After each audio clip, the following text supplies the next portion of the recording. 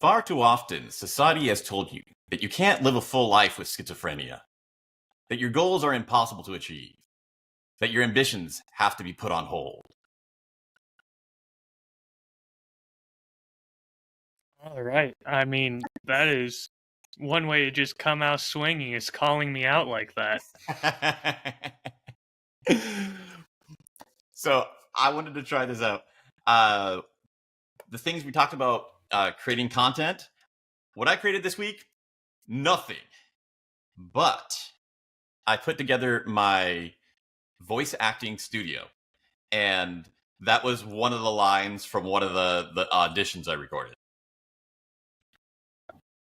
Is that just like a standard read this so we know you have a range, or is this you're trying out for the part of a schizophrenia? I think I'm trying out for the doctor that's giving medicine to schizophrenics. Okay, that's slightly less concerning. Yeah. But I've actually been finding this is super interesting. I'm a little worried that I might be getting into this more than I first expected.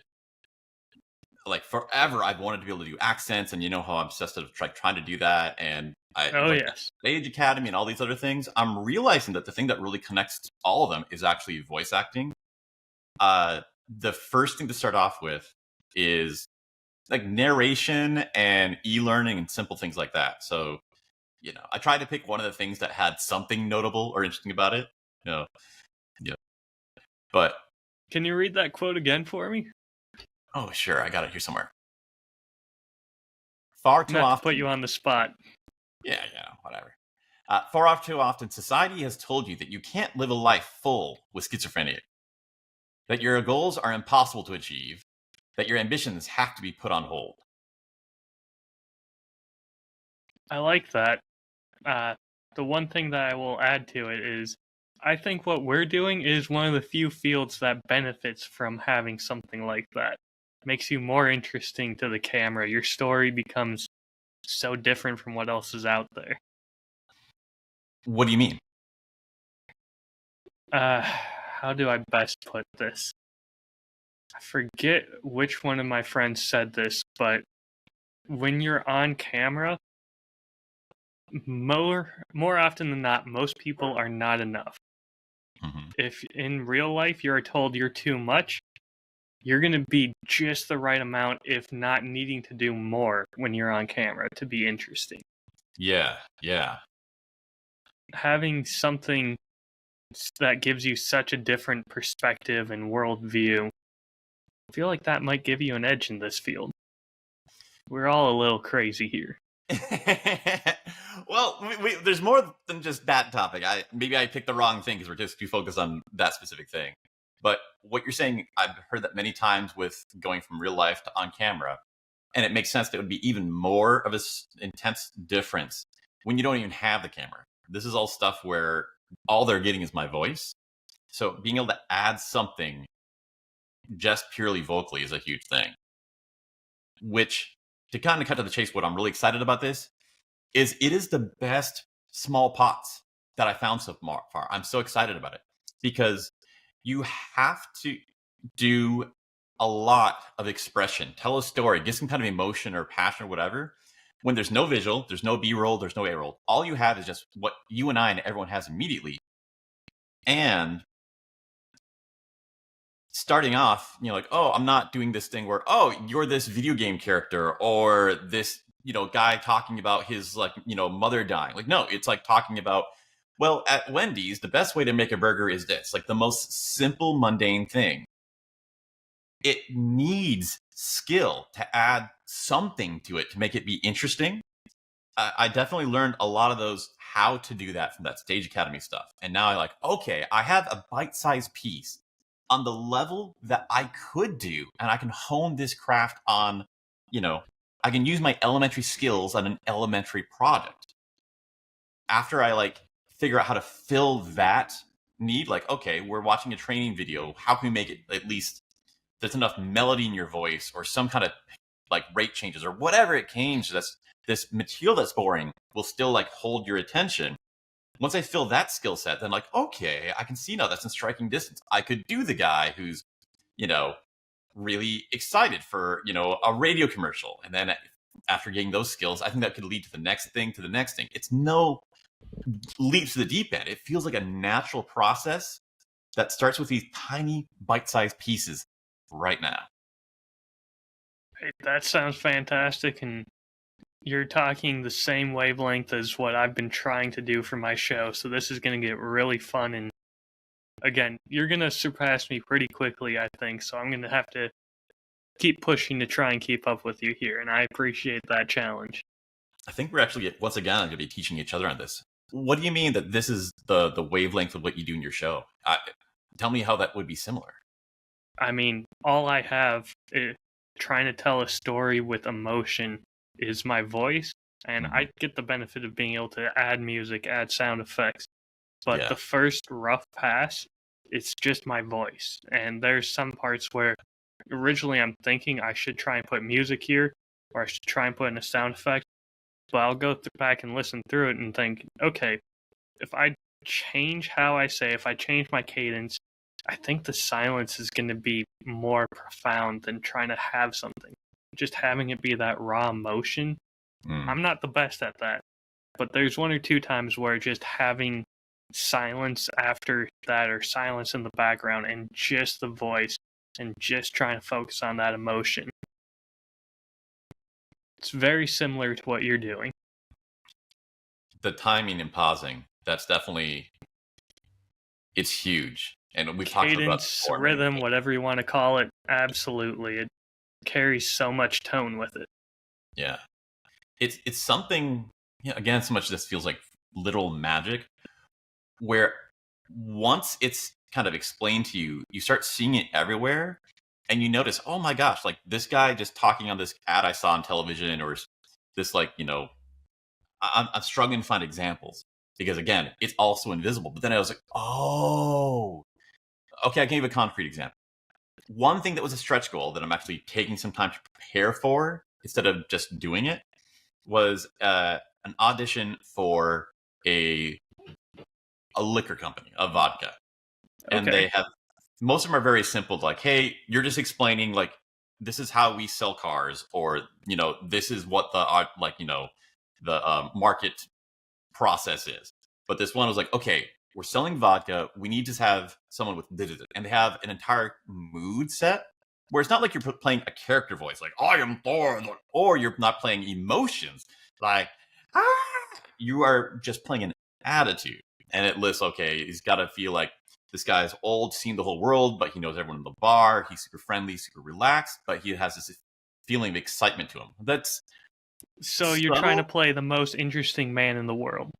Only the real version of it instead of the cartoon version. Anyway, I'm still like working on getting brief in my explanation. So I go down like, oh, this sounds really hard to get that nuance, but I understand now. It's so easy to find examples. I started going through YouTube and just looking up, liquor ads. And sure enough, the guy in the background, if I was just watching the commercial, like, he's not doing anything. It's just a normal guy talking. But now that I know what to look for and take away from the videos, which is mostly just pretty girls spinning and throwing drinks, like, this guy's doing a lot.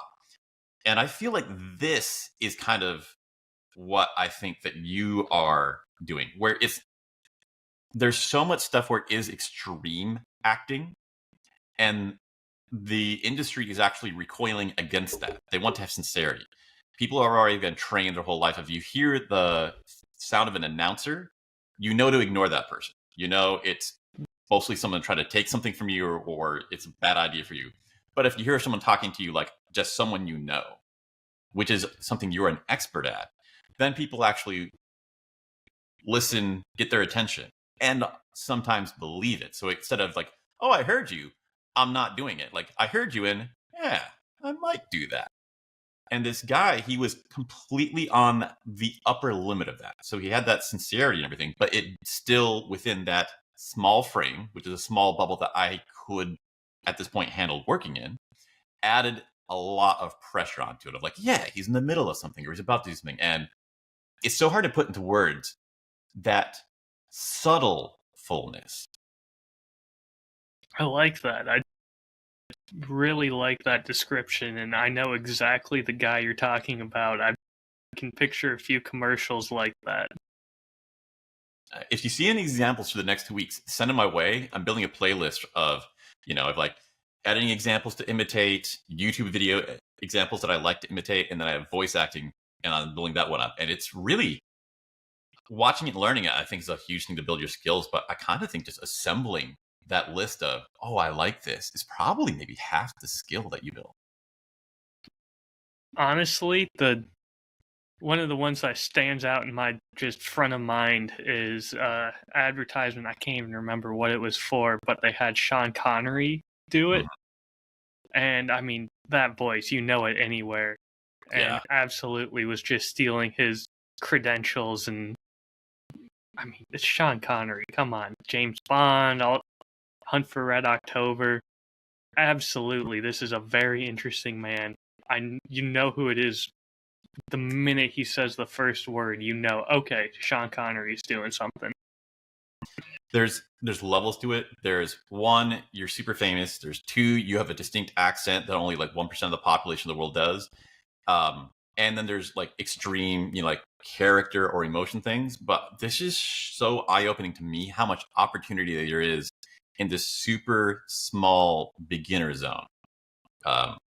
So I would listen to some examples, and you'd have like, okay, these are three guys, and they just sound like normal, standard American accents, just talking about buying car insurance.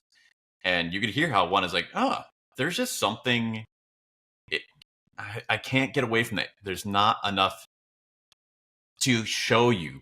It's like fucking magic.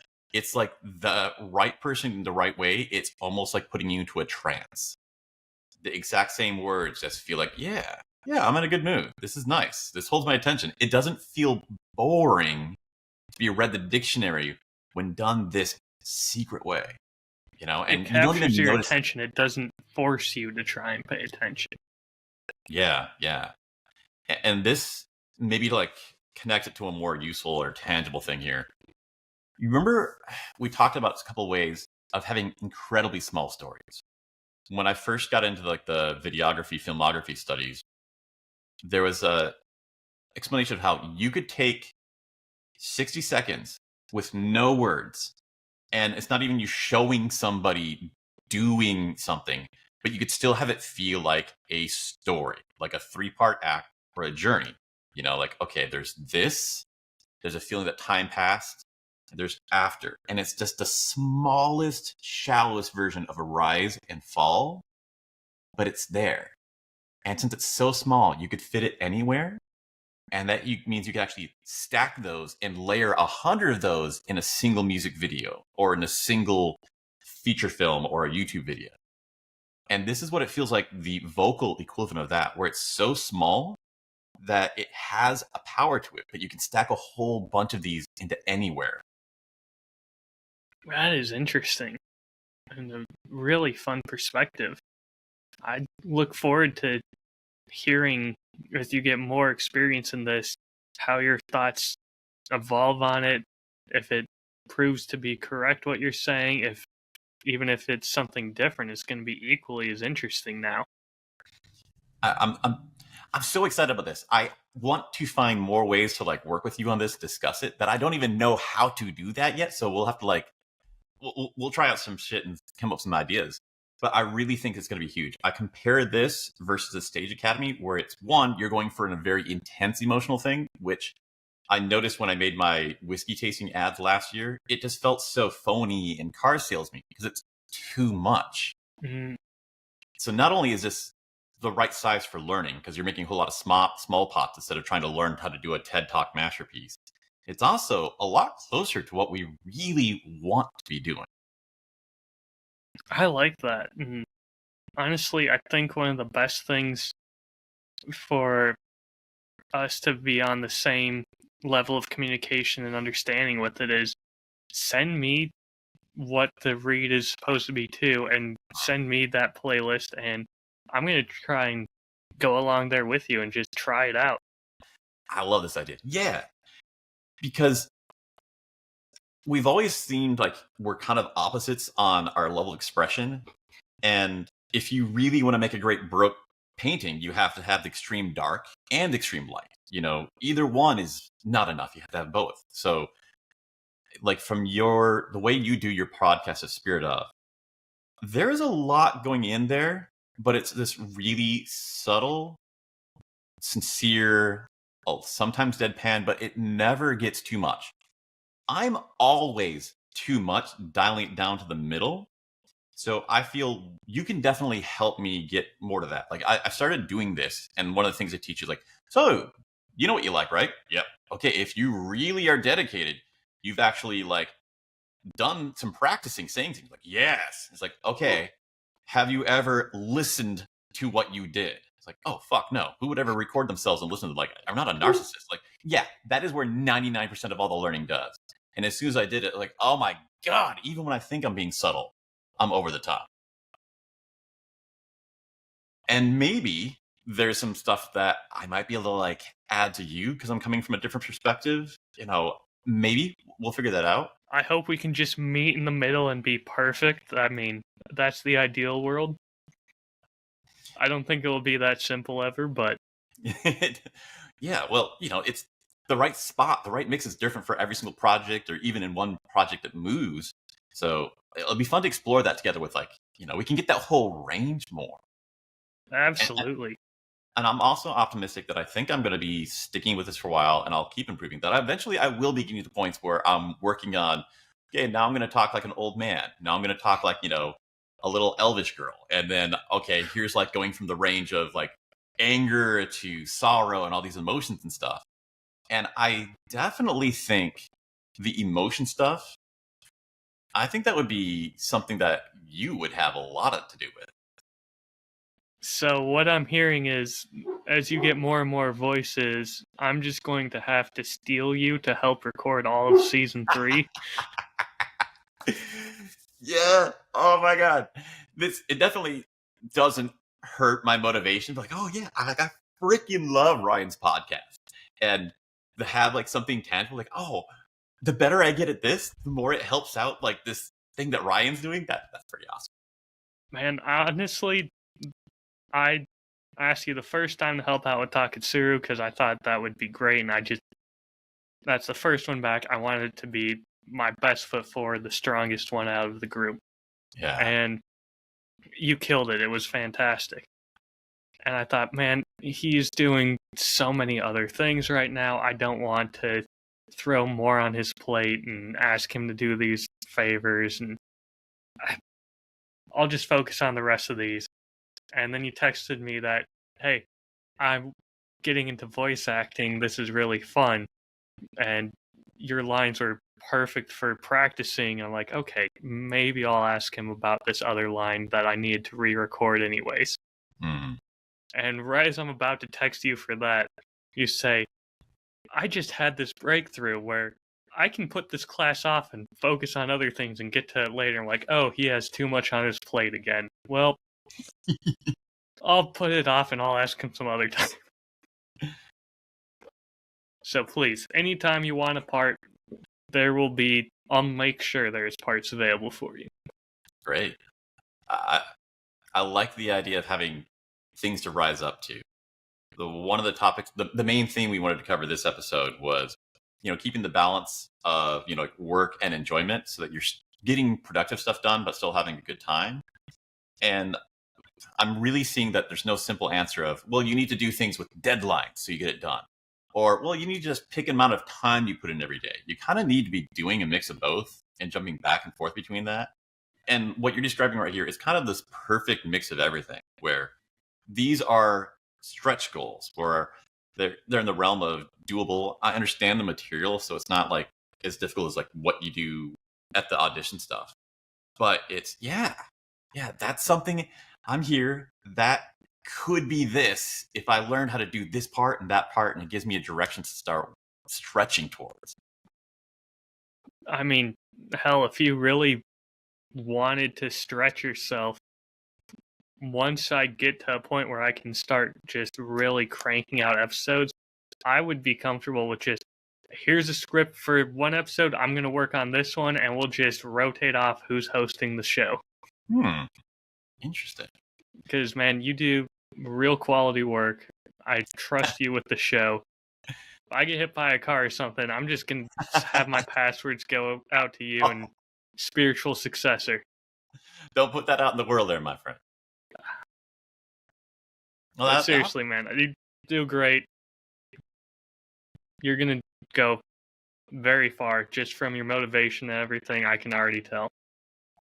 well, I want to get some other stuff, but like important tangent for this right here is, I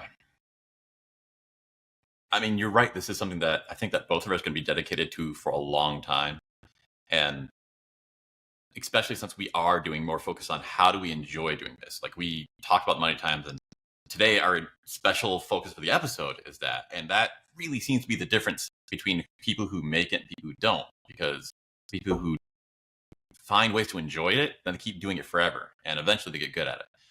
But the most important thing that's been rattling in my head is the time aspect. Like, how long will it take?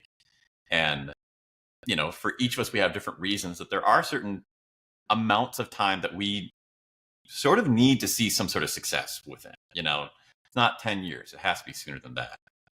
And I realized there's a lot more time than I thought. And this makes me happy, relieved, and really enthusiastic about it. Going through this YouTube class, it's super great. This is an awesome small pot. It's like the thing to like put stuff into it. Voice acting, smaller pot, but everybody's like in their like early 30s, and they're all talking about how they started in their, that they've been grinding for so long and they started in their early 20s. I'm like, man, this is kind of like a rough fit to try to catch up with these guys. But between looking at all the things that I really care about and looking at the things that really work and that actually have big effect on people, it all comes down to writing and voice acting. Like the being in front of the camera, that's not the mandatory thing. It's the writing and how you say it. And that, you just keep getting better your entire life. You and I could be 67-year-old guys, we could be in wheelchairs, unable to leave the hospital, and we could still be the fucking monsters of the world, the best people on the planet at that, still getting better. Man, you're making me want to take a microphone to an old folks' home and just have them share stories into it. That would be a great idea. I bet you'd get some really, really interesting things. And you are the kind of man who could get the best stuff out of those people. I don't know. Old folks' homes or veterans, I think, might be an even better one. Those guys, they've always got stories. And I found myself naturally, when I moved to Tennessee, 90% of my friend group that I made down there were veterans because they all could tell stories. And that was stories to tell. Absolutely. And I mentioned him on the show before, a buddy of mine. He told me one of the best stories and most engaging stories about him choking on frosted mini wheats. Yep. And it was so captivating and entertaining and effortless, and I'm still pissed at him, and I bring it up almost every time I see him. Yeah, I remember this one. Oh, man. Veterans, I think that's something that the military doesn't take credit for teaching is storytelling, but that is baked into the culture. Yeah. This actually could solve another problem you had. You had a really interesting idea for a side project where you go out to bars and record people. If you do this at like a veteran center, they're effectively bars, but they're, bars you can hear yourself thinking. You could actually rock up in there. It's not going to be a bunch of wild strangers or loud music. It'll be, 5 to 10 guys, and you could plunk down a microphone or even hand somebody a loud mic, and you could have a pretty clear conversation that would be podcast quality. I need to work on my icebreakers to make that one happen, but eventually that's not a bad idea. Well, ice breaking is all I do. So next time we're in the same state, I can just be your wingman and be like, hi, this is Ryan. Shut up and talk. I don't know. I feel like it's a little more nuanced to get the best stories out of them, and you got to build up a level of trust to hear those. Yeah, I'm joking around a little bit, but I actually am really good at doing that. Oh, I know. are not shy about going into a room and making friends. I have enough experience from things, but not to talk about myself today, where I actually do read people, get a sense of what they want to hear or talk about, and get them to open up sincerely pretty quickly. Yeah. It's not just blind, like, fearlessness. It's like, yeah. Um, and I actually do think that this practice is making both of us better at it because it all comes down to listening. And we get a lot of learning about what listening truly is, what's actually inside people, and how to connect with it. And when you sit down and someone can tell you actually are looking at them and actually want to know what's going on inside them, regardless of what direction it goes, people get really interested in talking. I like that. I'm going to keep that in mind. Thank you. Let's come back to this project another time. Absolutely. So, speaking of your voice acting, Okay. I heard that you may have set up a piece of equipment specifically for that. I've been doing a lot of stuff. I put together a recording booth in my closet, and that was half of this past week. I did two big things this past week, and that was it. It was a lot of physical labor, moving things around, and it doesn't sound like much, but man, dude, that was hard. And because you need to have really good sound quality. It's not just your microphone has to be a good mic. You have to have what they call a really low noise floor, where it's completely dead around, not just no echo. Like you can put up stuff to you can put like your clothes and stuff, but you have to really, really cut out the noise from the car driving by. Right, try and minimize how much the sound waves are bouncing around and coming back to the mic. Yeah. And so you see that the difference between somebody who's prepared for this or not. And that's kind of the thing, where if you have a really great story, but you make it look crappy visually, people don't even listen to the first word out of your mouth. They've already decided, okay, this person doesn't care. If they cared, it would look nice. They would have taken the time to like get a camera, put in lighting, do this or that. And if you have done all that, people immediately go, well, the person cares so much that a good chance I might care. Anyway, sonically, it's the same thing. When you hit the play button and you hear that shh, immediately, like the revulsion's not as huge as it is visually, but people are like, all right, this is just normal stuff. This is a TikTok. This is a video I got from my, like this is a text message, a voice message from my friend, But when it's dead silence, and then the voice comes in, your brain's like, oh, like we're in the middle of an auditorium, or we're like a theme park ride. Like it just, the only time you hear that, because we're constantly assaulted with all this background noise, the only time you hear silence and a voice is when something really special is put together. It takes a lot of controlling the room. Like for this, if this looks nice to you, yay. But I only need to have this much space. If you need to have the sound quiet, you need to control, effectively 100 yards around you. And so it really immediately gives people that strong feeling of, oh, what's happening now? I definitely know what you're talking about there. And I mean, I've even noticed that trying to find little sound clips of different effects or music for my show. There will be ones where I'm trying to get like, there's one effect I just grabbed where it was I'm using it for like an ox or something mooing and stampeding, but I just got the moo first and I was putting a stampede effect under. And you can tell when there's ones where it's, okay, there's something going on in the background, people talking, I can't really use this, it's not really that professional. And then there's one where I don't know how you got a cow into a recording booth, but you did it. Yeah. This is uncanny and terrifying. And it's an important skill that you're also really good at, is being aware of like how much quality you need for each tool. I think you probably put your script writing as like the top part. That's definitely, in my opinion, the right place to go. But other stuff like, yeah, the background noise for like this move or that thing could be perfectly fine. In this situation, you're giving it to someone who's paying for it, and you don't have any situational awareness of what they're using it for. So that dead silence is important. It's, you're selling it to them. Okay, if it's dead silence, then I can use this for anything. If you have it and it says like a medium about a background, like, well, I guess I could only use it for this topic, that topic. But if I wanted it to be about this, I can't use that. And then you kind of limit what they could use it for. And it, one, you have no idea. You could be guessing right and like, okay, they're fine. Or you could be guessing wrong and then they have to throw your thing in the trash and hire somebody else. And second of all, if they have that, if you can give them that dead silence, then they can go, oh, okay, well, I don't need dead silence this time, but I know I can just come back to this guy in the future. Because if I ever have a story that requires that, I know this guy will do it. So it's just easier to stick with one person. And you see where I'm going with that.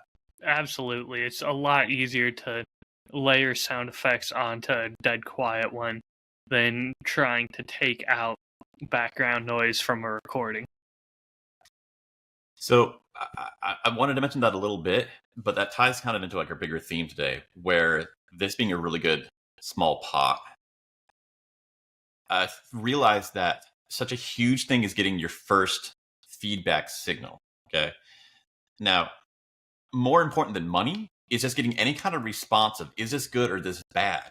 Do people like this, hate this? Who likes it? How many people like this? And that's your feedback signal. And if you're just sitting there doing something in isolation, there's so many reasons this could happen where you just don't get any response at all. That whiskey tasting thing I did, very large. It was too big. It was either going to be a huge success or nothing. And what I got was nothing, which was no feedback signal, no learning. This, you can practice under like a tape recorder or your phone or your microphone. You're not getting any feedback from anybody. There are these, like monthly fee sites you can pay for. And I like this idea a lot. I wasn't on board with it at first, but this is the best way to have a small pot, because the most important part of the small pot is getting that feedback signal. So what this does is, okay, I start from 0. Now I'm negative. Oh no, I'm behind. I've lost. This is such a bad idea. I never should have done it. No, this is a drop. So we are guaranteed a feedback signal to get back to 0. And at the end of the day, okay, I'm back at 0, but I had this amount of feedback of these people telling me like, that was good. Here's $20. That was good. Here's $100 or whatever to get back to where I was. So more than the money I've spent on the camera or the microphone, all these gear, I think spending money on that kind of thing is probably the best way to get started for any kind of art. Yeah, because you'll actually get some people, like, hey, this was good, but I kind of didn't like your background noise. Like, oh, I got some feedback signal. I know where to spend some money on equipment. Like, oh, that was good, but the way you were just too over the top. Like, oh, okay, I can work on that, or I can get a coach for that. But you actually have a feedback signal, so your money and more importantly, your time that you're spending is going the right direction instead of just spinning your wheels, not knowing what you're doing. I really like that. That is a great point. Yeah. The metaphor I like for this, it's like you got a little Mark Twain slingshot, okay? First, you pull it back. So you're in debt, and then you start working, get that feedback loop, and you get back to 0. When you're at 0, you have all that momentum flying forward. So you're going to make the next and the next. You have the skills and the talent that could get you out of the hole. You have the talent and the skills that could get you to a new project, build something great, all these kind of things. Very nice. That makes perfect sense and great analogy for it. So that's what I'm obsessed about right now. I can see why. That is really interesting and really fun. It's so tangible. The final point I want to make on this before I talk about editing is the best part of small pots, that it gets you a feedback loop and it gets you in the room. This got me so in the room. Because there's so many things where, what do I need to learn? What do I need to do? Who about this? Like, what person I can network? And so many things that you don't even know that you don't know until you get in the room. And in this one, I'm going through these scripts. Okay, I get this thing about schizophrenic. Like, oh, that's weird. That's awkward. It's going to be really embarrassing to tell my friend about that one. You're listening through it. Like, that is pretty good copy. The way the guy wrote this was somebody who's probably making about $200,000 a year, is an expert at this, and I get to see a slice because I'm in the room with this guy for 15 seconds just by getting his text for this audition. I've read so many things right now where I can kind of see like, man, like these are good ways to explain an awkward topic. These are good ways to explain a boring topic. This is a way to take an exciting topic and get that across in 12 words. I think it'd be really helpful for writing, but then you'll have people who go on like, I went in this kind of style. Like, I've never heard of that person. Let me look him up. Watch like some videos. Like, oh, that is a good style. Like, I 10 years, 20 years would go by before I have any awarenesses or I get started on this. But just because I jumped headfirst into this, like I'm in the room, like, oh crap, these are the things that people like, experts think should be good and should be done. And I can just get started learning on them right now. That makes complete sense. And I mean, just the idea of, oh, do it in this style, that is so valuable. I mean, I mentioned the last time we recorded how I wanted to do the voice of a parrot in the style of Gilbert Godfrey. Yeah. And that's a powerful mental connection that everyone has to him playing it, Aladdin, the parrot in Aladdin. Iago. Thank you. Having more touchstones like that to build off of, that is such a powerful element and such a powerful tool to have at your disposal. I'm going to chat your ear off with like sending you posts for the next 2 weeks. So just shut me up when you need to. Oh, please do. This month I'm going to be doing a lot of driving around for work, so I will have plenty of time. You sent me an audiobook. Thank you for that, by the way. I am excited to have that filling up a significant portion of my time on the road. Okay. I've already filled up like half an hour of time, so want to move on. But just before, the other half I spent preparing the booth. This is important. I hired an editor. We'll sum this up pretty quick, but Upwork was a recommendation I got from the YouTube class. It was great. There's a learning process to it. We'll talk about that in a future episode. Like we can share that knowledge. But it immediately just hit me that, maybe 5 to 10 hours a week are freed up. And that means I could write and record, I could write double or triple the amount of videos now. And that's going to rapidly speed up how much I learn on the most important skills. Say it with me now. Writing and speaking. That makes complete sense, yeah. Editing is not on that list. Shocking. Yeah.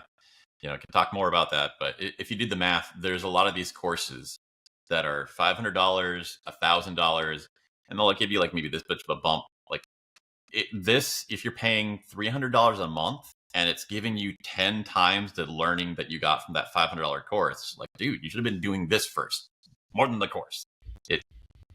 I just never like connect the dots in my head. Like, holy crap, this is like expensive, but the best deal, the best return on investment. That's an interesting way of looking at it. I like that. So, I would not have thought of editors in that way. So we'll talk more about that in the next episode. I believe Ryan has done some creating. Just a little. Not as much out yet, but more to come. Second episode's dropping in, 2 days now? Goodness. I haven't even heard this one. You haven't heard this one yet? No, finally finishing the story of Taketsuru. And I realized the other day, maybe I should have saved that as the season finale, just kept them waiting longer. But dude, yeah. Oh well. I would have hated that as someone in the audience, so I'm not going to do that to people. But season 2 episode. Sorry, say that again? Time it for the season finale of Shogun, Oh, I guess. I didn't even think about that. I'm going to have to come up with some short form content. Fuck yeah, dude. Anyways, got that coming out on Friday, and I've done a little bit more short form promoting of the show since the last time we met. And one of those I recorded the last time we met even. Yeah, that was impressive how nice it was with how quickly and smoothly you did that. It's really showing me, hey, don't overthink this. It's not going to be your high production value podcast, and it doesn't need to be in order to be something good. Just start making those small pots. Yeah. Sound like a broken record. Well, it's like you don't want to overthink what you're doing it. It's important to get that emotional connection and go through it. Don't stop yourself in the flow. Take all that overthinking, save it up in a bottle, and then after you made it, overthink it while you're watching it and analyze it and learn from it. But don't stop in the middle. I will say one of the other purposes for me making that and posting it well on video was to have in the back of my head, well, that took literally no effort. This is the new benchmark, Mm-hmm. both for quality and time. Mm-hmm. This should be the lowest my bar goes now. If I even put in 5 minutes of effort, it's going to be above this. Yeah. And at the same time, I don't have to put any work into this because I've already shown that I can just throw something together. And this is what people should expect and what I should expect to be doing. I feel like that's going to be an important tool to always have in your belt, where it's like, oh, I need to go back to like something really quick. That's what I'm going to fit in my schedule. We're going to do the 5-minute video like I did last time. I'm going to try and do more just quick like that, and honestly even simpler. I'm not going to cut and have a shot of me opening up a bottle or anything. I think I'm just going to, here's my phone, record something, post. Maybe add in sound. I'd like to know about B-roll. So I've heard about this where people start off and like you recorded that cut to the bottle. That was really great. They realize that after a while of making content, they have this collection of all these things that they can do that all the time without stopping. They get like, oh, I'm just going to use this clip. I'm going to use that clip. I have all these clips that already exist. So you end up with a lot of interesting takes that don't require any time. They already exist. Do you think that's going to still be a hassle to weave those in, or? Just because I, out of personal stupidity, enjoy having so many different bottles of whiskey and talking about so many. It's not like me just getting in and out of my car or something like that. That's going to be the same a year from now. I'm going to be talking about a different bottle probably every single time, which makes it a little bit harder. That's a good point. You're doing custom. That is one thing I noticed when I did my St. Patrick's Day video. It was a struggle to get the camera lined up so you could see both me and the table with the bottles on it. But then I realized that the thing you're doing, which is what you're describing, that's the B-roll right there. Because you're holding the bottle, moving around, all such stuff. Like it's active instead of just, here's my face. Okay, we got to cut to something else because this has gotten boring. I mean, maybe I could have some stock footage of like a glass of whiskey or something, but I don't know. Maybe you wanted me pouring it and you can't even see what bottle it is. I could get something small like that and use it in multiple videos, but to be honest, I don't even think that's really necessary. Yeah, I really like this idea. I wasn't trying to like turn you as like, so how about this and how about that? I'm looking forward to seeing what you do with this and how it grows and all the Keep in mind, I'm saying I think because I don't know. I haven't made these small pot yet. I'm gonna have to just start making them and see what works, see what doesn't. How big of a deal do you feel is this just to like learn to be okay with, I don't know, doing it? It's something that I've worked hard to get better at admitting and being okay with. I think I had mentioned to you off mic when one of the first times we were actually talking and not just hanging out at the bar while I was working, how I had a friend mention to me that statistically, with how much is out there, the odds of you being right about everything are impossible. You just aren't. So you're wrong about some things. That's fine, but how are you going to find out what you're wrong about and how are you going to learn and fix that? Well, that's a harder pill to swallow, actually admitting, yeah, I'm wrong about this specific thing. Not just, yeah, arbitrarily I'm wrong about things. I could be completely wrong about this. And I just have to be okay with that, admit it, and try and get better. It's a weird mental state. Yeah, that I'm still working on it too, but the amount that I have increased in being comfortable with that, I've seen how much more I've gotten art out and learned from the art I have created, and it's one of those foundations. I think everyone thinks they're better at it than they actually are. Once you start trying to put it into practice, it is much harder than it sounds. Learn by doing. Were Only there way any of other... really learning. Yeah, so true. Were there any other lessons you learned from making these shorts, or any other content you created? So I've only really put out, 3 shorts that I actually put effort into. The season trailer, which I recorded a few months back thinking I'd be done with it earlier. What else did I do? The one that I was on the recording with you for, and then the one where I was emulating Lost in Translation. Yeah. Those are the only 3 I actually put any work into, and they definitely have gotten better each time. I put way more effort into the Lost in Translation one than I probably should have, but that was for my own enjoyment of, hey, I like this movie, this is an iconic scene.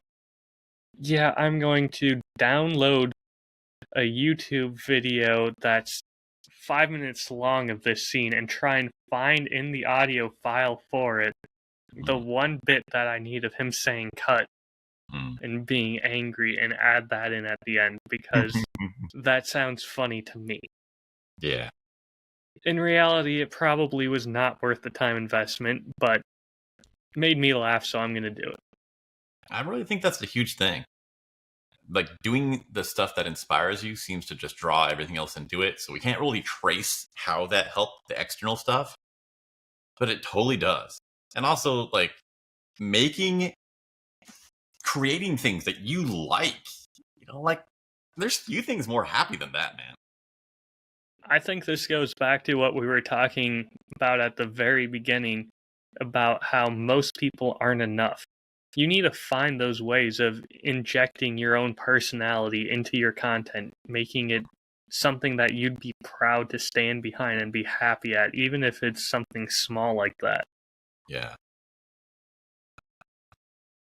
In some ways, like, I think about the stuff I made, and there's stuff I put a lot of work in that I'm proud of, but maybe the thing I'm most proud of is the one where I randomly jumped on when the internet was down and did the green screen thing to look like I was hosting the Q&A for that guy when he couldn't actually do it because he had no internet.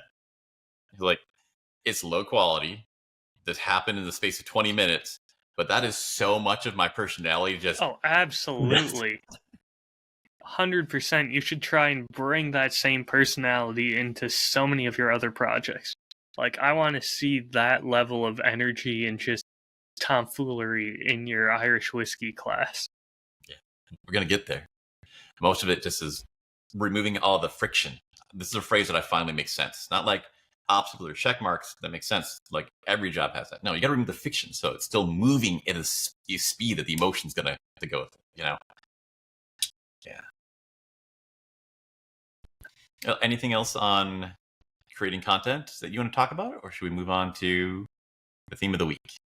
I think we're good to move on to the theme of the week. All I can say is episode 2 coming out on Friday, and many more on their way. Yeah, looking forward to it. Yeah.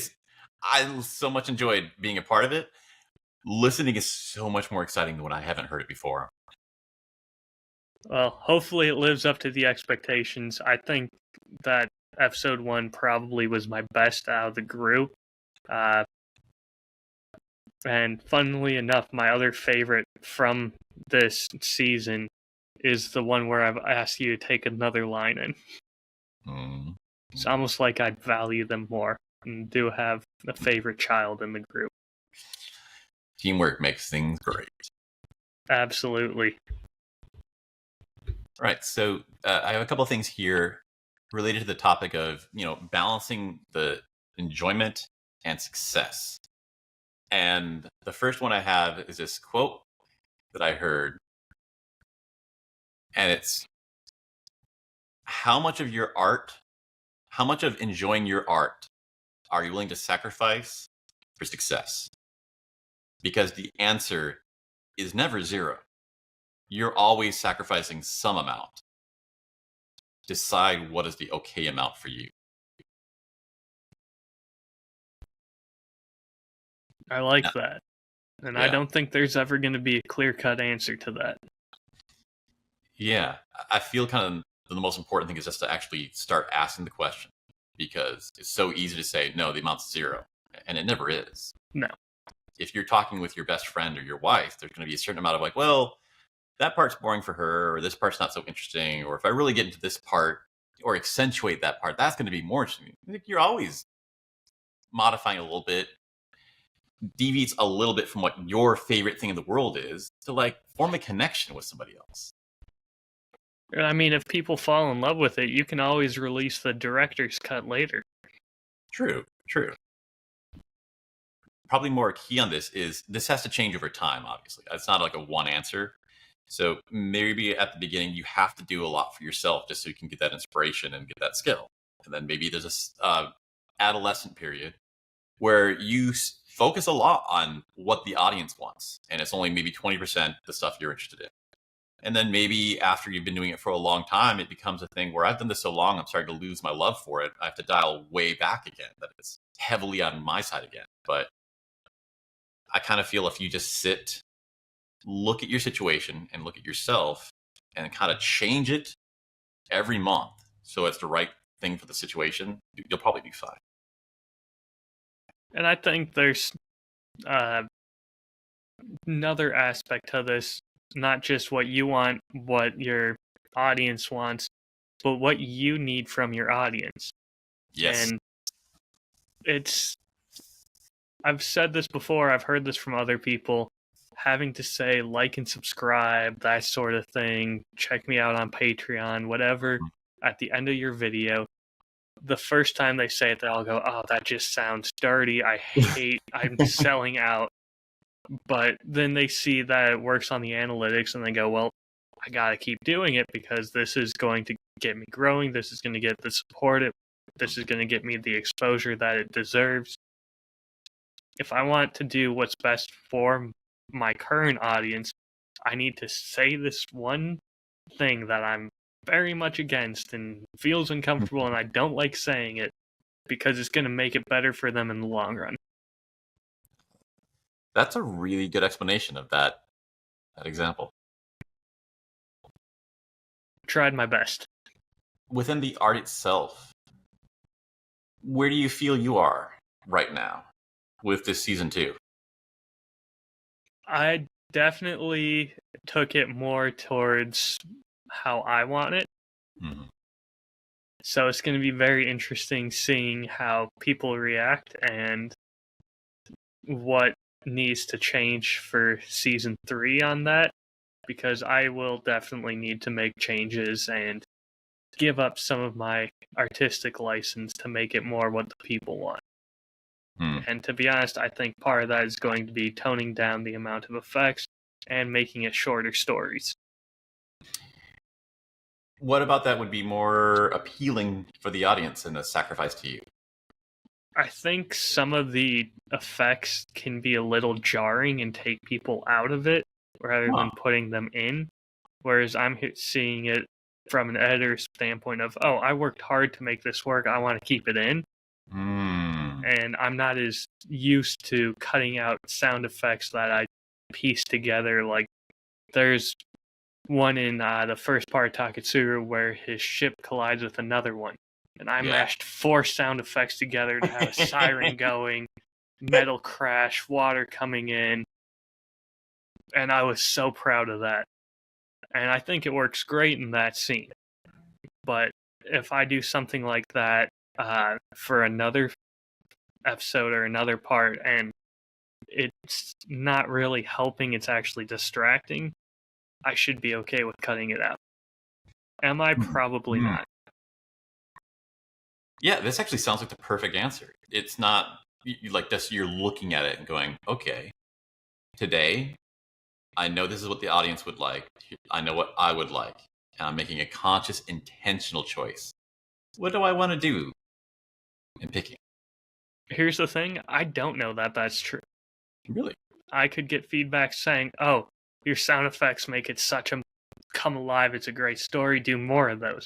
And I'd go, "Oh shit, I don't know how to do that. I'm already reaching the best I can do with this. I need to get better at that." Or it could be what I think is, "Oh, these aren't that great. You don't really know what you're doing. Just focus on the storytelling."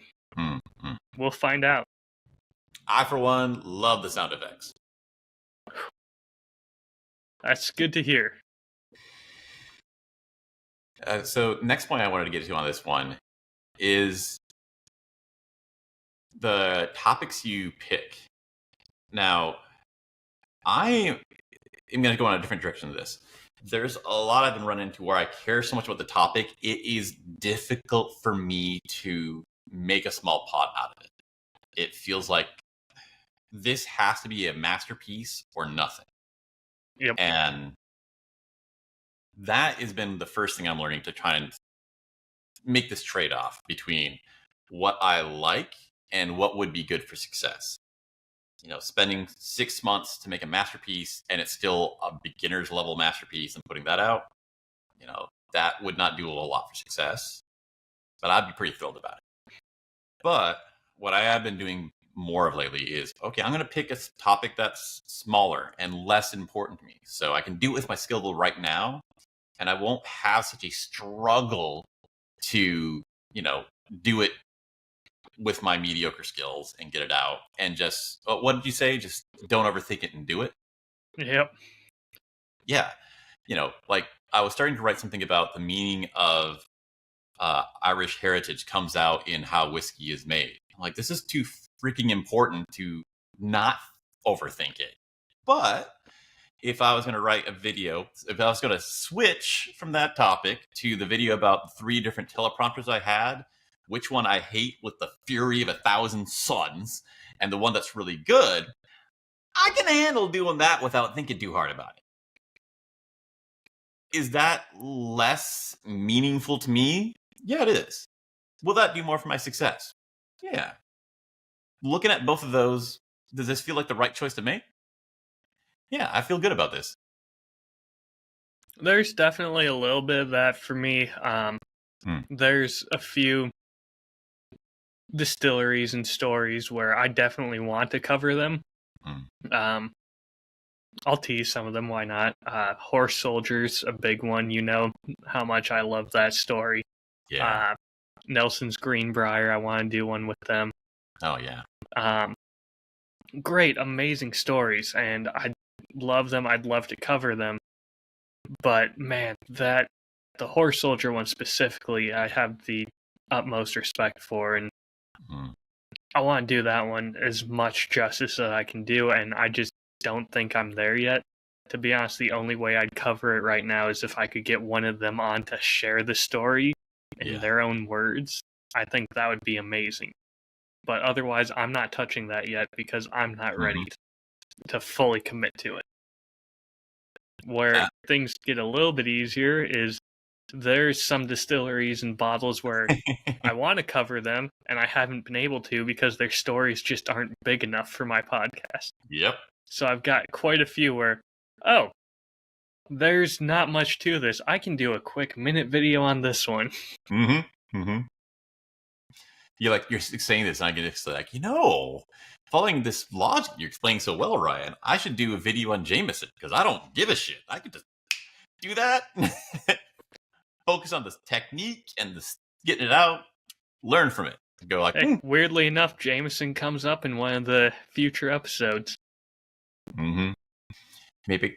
Ooh, I could do that when I start getting my Scottish accent working because he was Scottish. And I don't care how shitty my Scottish accent is if I'm talking about green bottle JMO. Fair enough. I can get behind this. Yeah, this is neat. I like these ideas.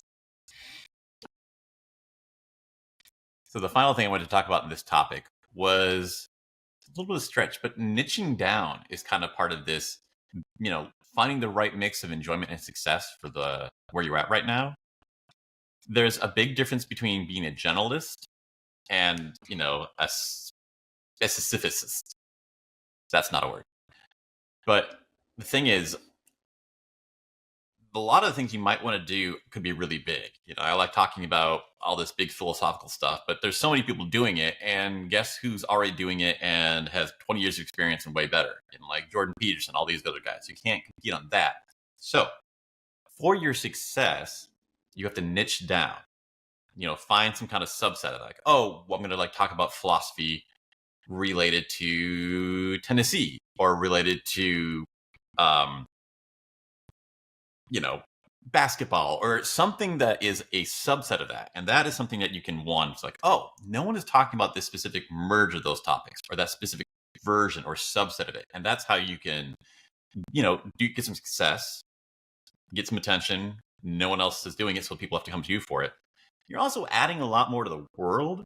This is some new knowledge, a new mix that no one else has had. Like that one guy I keep talking about who mixes yoga and science. Like no one else was given that before, and now I can get that, and I needed that. There's a trade-off. You might want to be doing the big one. There's a lot of benefits you get from that, though, and it comes back again to getting that first feedback signal. Once you niche down and you actually get to the point where you can start getting into a niche that no one else is doing, you can start getting people to talk to you about it. Be like, hey, like I'm into that mix of two things. No one else is doing it. This is the first time. Like, here's what I'm into. This is so awesome. And immediately you have someone talking to you. You hear like, oh, turns out people who are into that mix of thing like it be done this way. They like this style. They share these other interests. So those are other topics I could dip into that would already appeal to this group of people. And you can run a million miles with this on how niching down to the right amount is going to help your audience.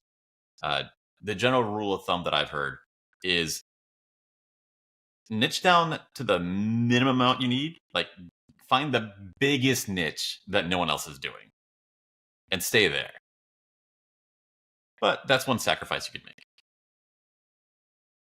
Absolutely. I completely see where you're coming from, and the easiest way to build an audience is not having to compete for them. Mm-hmm. Mm-hmm. I will say, I think what I'm doing, there's not many people doing a storytelling on whiskey. It's all reviews. It's all people doing mixed drinks right now. Yep. So I think I've found a decent niche. I could be wrong. There could be people doing it. And I'm sure there's one or two. But what I've noticed with the whiskey community is a lot of the content being put out right now is not beginner friendly. No. I purposely try and make everything that I do assuming you know nothing, but being polite about it, to where I'm not belittling you for not knowing that, oh, this is what an SB means, single barrel, or something like that. You don't need to know that to enjoy this content. Just come in. Everyone's welcome. I'll share something, and you can go to your bourbon friend who knows all those things, is really nerdy, knows more than I do. People are like that. They exist, I promise. You're just going to let that go, Ryan. But you can go to them with these stories, and they might not hear it, and they'll be impressed and excited to have that conversation and hear you talk about it that way. I want to we're all friends here. It's a passion of mine. I want to bring in as many new people as I can. I want to keep all the people who are already enjoying this passion of mine in, share it with as many of them as I can. I love that. I love that attitude. It expands the amount of joy that's going on in the world because you're enhancing the enthusiasm they have. You're unlocking it. It's like it doesn't even exist yet because they're not able to engage in this hobby, but they have that potential or that the kindling is there, and you kind of just unlock it and ignite it, and that's like, oh yeah, I can enjoy whiskey. This is great, and that's more things in life they love. The people around them are around their enthusiasm. They're enjoying that heat coming off them too. Like, I like this stuff. Oh, it's addicting watching someone get excited about something you're passionate about for the first time. And that's really what drove me to start doing this, was telling these stories at the bar to people and watching them go, oh my God, I need to try Shackleton. And I was telling a much shorter version of it, like a 3-minute version maybe, and I was ending it with the joke. So, to my knowledge, this is probably a penguin's favorite whiskey because it's the only one that I know they've had access to. That's a terrible joke with an excellent telling.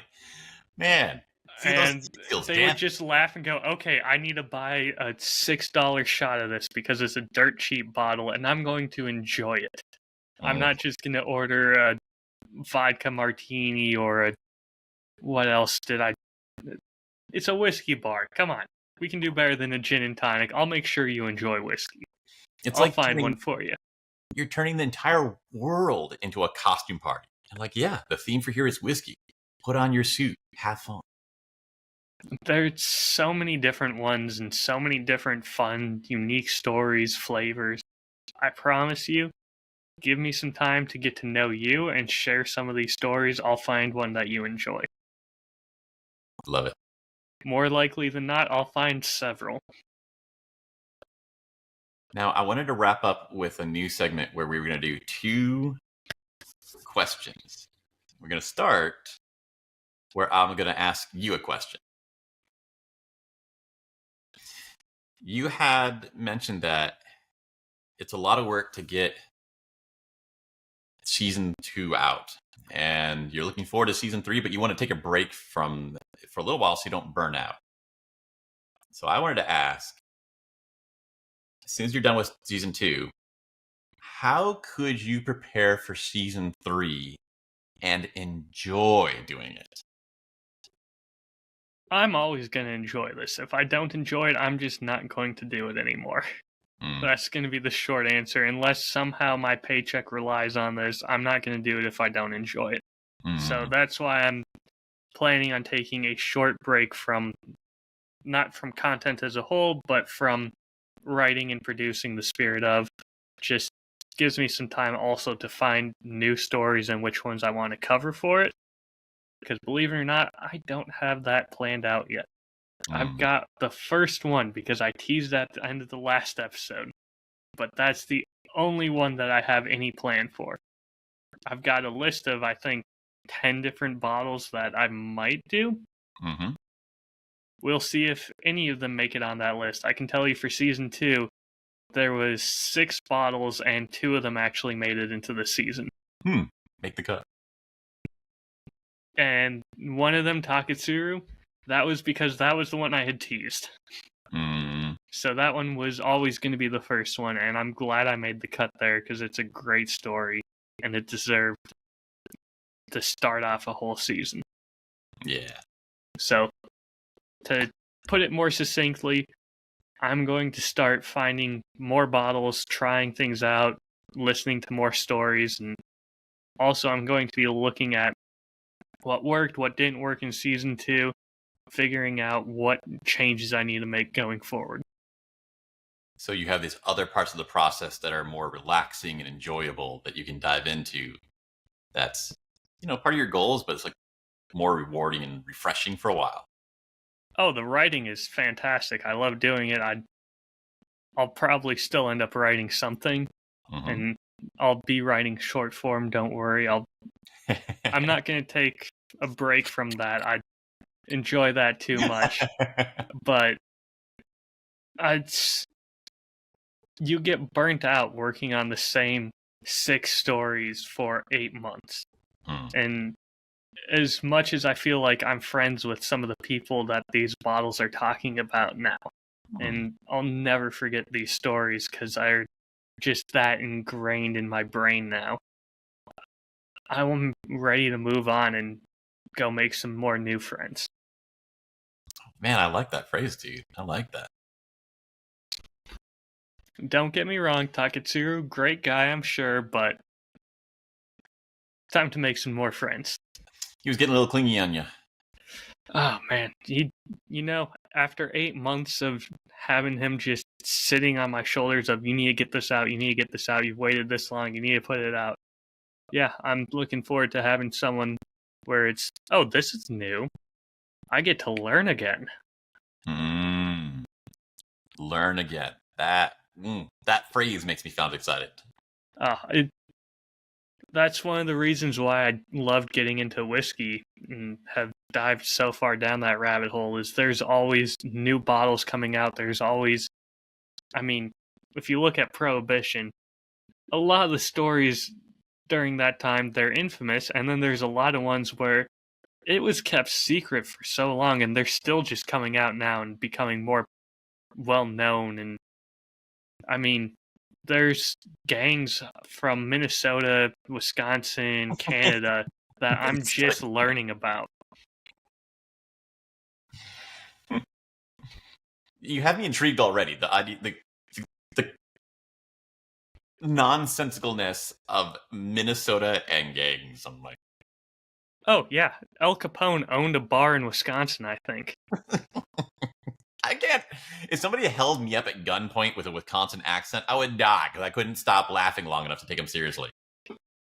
So here's the actually funny part connecting Prohibition to my home up here. Of course, Canada was not under Prohibition and had a lot of liquor. Mm-hmm. And so in the winter, all the lakes would freeze along the border, and they would actually take cars, load them up with liquor, and drive across the frozen lake. So there is recorded instances of police chases on frozen lakes between bootleggers going around snow drifts and everything across frozen lakes to sneak alcohol into America. This sounds like a movie you could make. It's phenomenal. I'm definitely going to make a short about it. I'm already planning it, but I feel like I need to wait till winter now. Yeah, I missed my chance. You'd be required by your ethics and your honor to actually shoot the B-roll yourself on a lake. Oh, absolutely. At the very least, just be bundled up in the icy snow with a glass of whiskey telling that story. I like it, man. I like it a lot. So that's my plan. Also, it's a good time for me to take some more time, do like a trip with the fiance or something, and take a step away, breathe a little bit. Could I have it any more drilled into me how important it is to have a dedicated studio where you don't take any parts of it? This laptop, it goes with me to the bedroom to work. It goes with me to the studio to record. This microphone, I actually unplug this and take this upstairs because it's the only one that's high enough quality that you can make professional quality audio. And it's also the only one that's capable of shooting out of frame, so I don't have this thing in front of my in the camera the whole time. It's like I got two microphones and I can't even use them both. Anyway, sorry about that. And no worries, all worked out. Not really. The whole point was the practice of turning the conversation back again at the end of 5 minutes, and we completely screwed up the opportunity to do that. There's always next time. This is another learning opportunity of how can we make sure this doesn't happen, other than keeping a charger next to us. It was there. I just plug it in. I got this. I'm trying to learn. I'm learning a lot about setups that are supposed to be easy.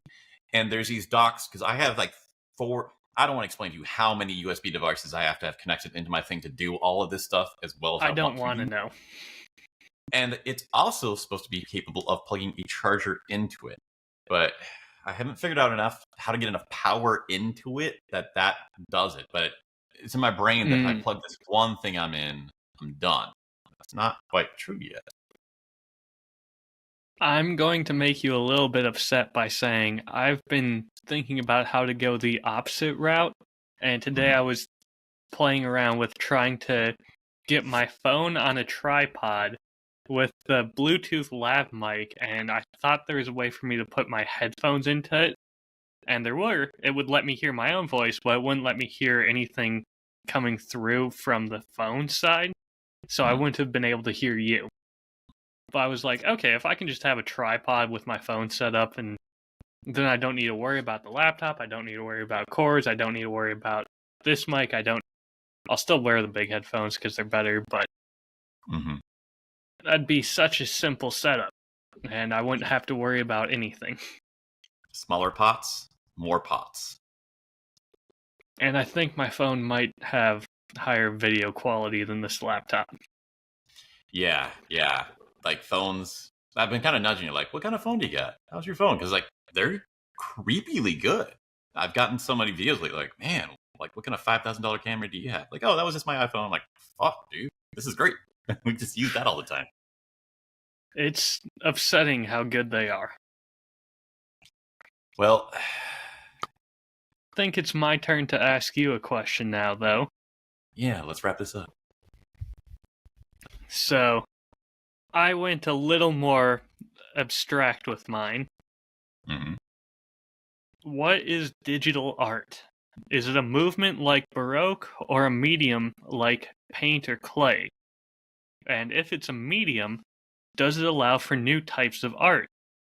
If a book can be considered a work of art, can a podcast?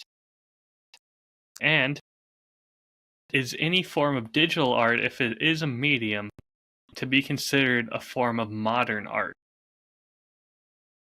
Bro, where did you get this question? This is what I think of on a daily basis because I just drink whiskey and think about philosophy. Man, yeah, we're gonna have to do more of this segment. This is great. Yes and yes. So, digital art, it's a medium. It's also a medium that has different restrictions and freedoms. One definition I've heard, what is art, that I really like? Art is this constraint is the soul of art. And the fact that you're doing digital art, it gives you different freedoms and different constraints. It will change what you can do. So even if you're trying to do the same thing, like same song, same story, same, drawing, it's going to have a different result. It's going to give you different inspiration. If you're going to try and draw, if you have a piece of paper in your hand and a bunch of colored pencils, you're going to do that differently with a different flow, a different inspiration, a different result, and maybe even a different emotion in the theme you create than if you're doing it on a pad with a mouse clicking things and say, make yellow, blue. Okay, now dodge this and burn this. That's going to give a completely different thing. Absolutely. I completely agree with you on that. But I don't know if digital art can be considered a movement. I mean, there's so many people traveling and using digital platforms to create masterful pieces of art. But in my opinion, a lot of those are using different art styles that already exist. Like you can go onto a digital art platform and create a piece of work that is very much in the style of Baroque. You can get a very much Renaissance style piece while using digital art like that. Mm-hmm. It's a little bit new and different though. Man, I wish I had better vocabulary. There's this movement now of, I guess, tell me if it's the movement or not, but they're doing 80s music, but it's being done today. So it's about the stuff about today. It's not 80s.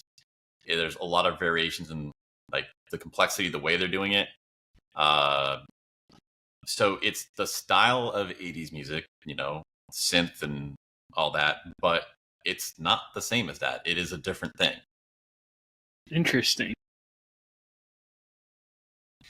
Another example that might be more tangible, like 8-bit art. Yep. So it's actually because there's 8 bits, which means you can only have so many colors. There's a lot of shades you're gonna have to skip, and there's also in like this amount of area, there's only so many like dots you can have. So there's certain angles that are gonna have to be jagged. There is modern 8-bit art where it's done in that style, but it has modern technology, so it can still have a trillion colors. It can have as many smooth shades as you want, and they're active choices of when to use a color, when to have an angle or not. And it's this interesting thing where I enjoy it a lot because I'm super into like 8-bit art. And you look at it like this is sort of halfway between 8-bit and 16-bit. This is a thing that couldn't even exist. This is like a prime number of bits if you really get down to it. And it's a modern equivalent to what was having to be done due to the limitations at the time. Right. And it's never explicitly said, but there's a feeling of all this done was done out of a freedom of choice instead of a limitation, which gives this much more playful feel to the themes that got created in it. So, if I'm understanding you correctly, you are saying that it's the deliberate choice to act within these constraints rather than being forced to adhere to them that separates it from the classic style that they're attempting to emulate. Right. The emotion they're feeling when they're creating, the Interesting. process of overcoming versus like filling out. Looking at the past inspiration and like trying to like be similar but not too similar, the feeling's gonna be very different. I was definitely thinking about the emotional side of things, but I was not taking into account the emotions behind working within those constraints. That is a very unique perspective on it. Thank you. Mm.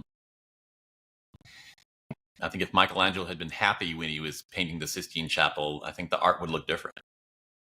Oh man, could you imagine what some of those just masterful Renaissance artists could do with modern technology and modern resources? And who knows what they would have done, or if they would even do anything still. Might be too much freedom. Yeah. You never know. Could have just been the right sweet spot, and that they wouldn't have had the right mindset to deal with the current tools we have. I forget what the direct quote is, but I've often heard that having certain constraints and limitations helps you become more creative to work within those.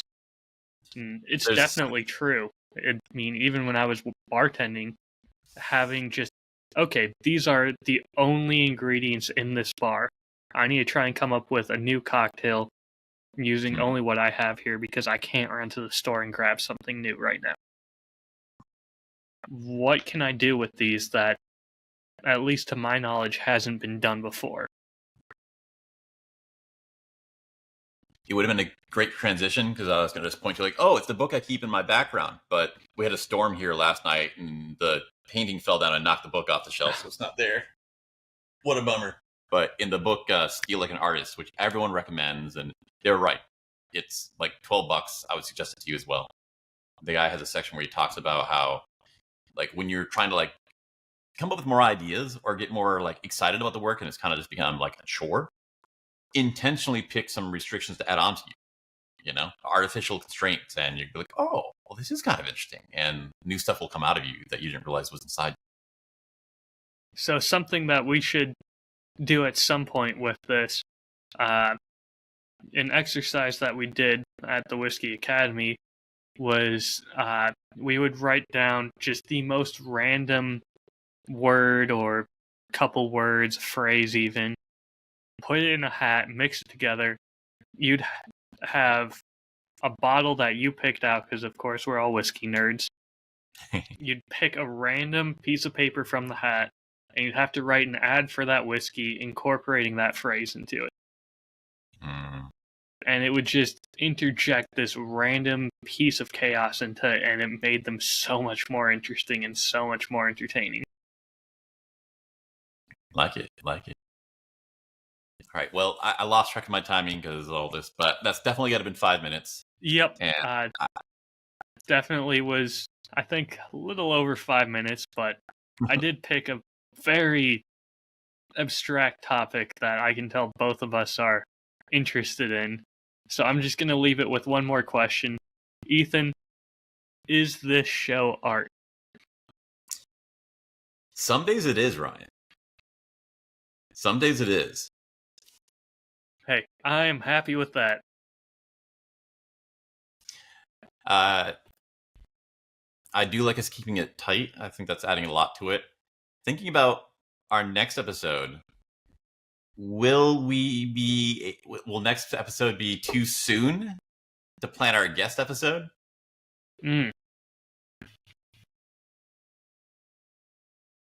I'm just realizing I did not message him about the 11th. Okay, well, we'll sort that out later. I haven't picked a topic for next episode, but we will, and we'll do this again in 2 weeks. I think we either do the guest, or if you have the time for it, we should try and do some writing together. Mm-hmm. Yeah. All right. So either we'll do Ryan's mystery guest, or we'll do some writing, and we'll have a great topic for next week or next. Absolutely. Looking forward to it already. Ethan, always a pleasure. Thank you, sir. Yeah, this was great. Thanks a lot, Ryan. Have a good time. You as well. Bye.